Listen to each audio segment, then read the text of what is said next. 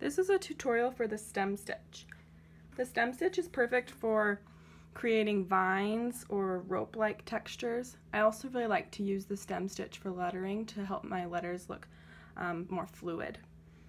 So the way you do the stem stitch is you start at the beginning of your line and you pull the needle up from underneath, and then you just do one stitch forward and pull the needle through.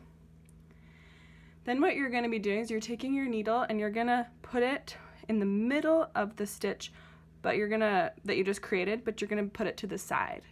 So I'm putting mine to this side of the stitch, and then I'm pulling it back up.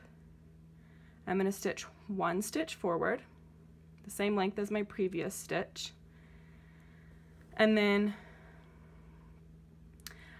you can kind of pull this loop down so that you can easily see where you're going.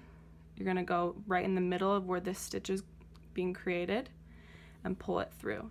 Notice I went to this side of the stitch again.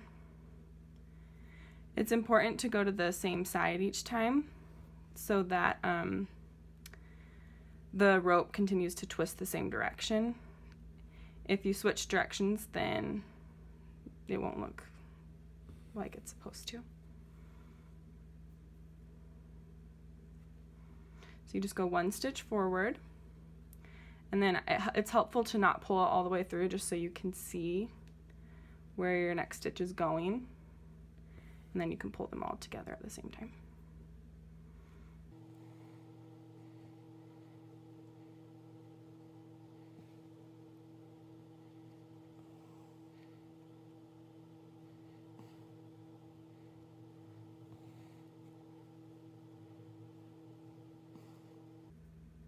And then to finish it, you just put your needle at the end of the fabric and pull it all the way through, and then you can tie it off on the back.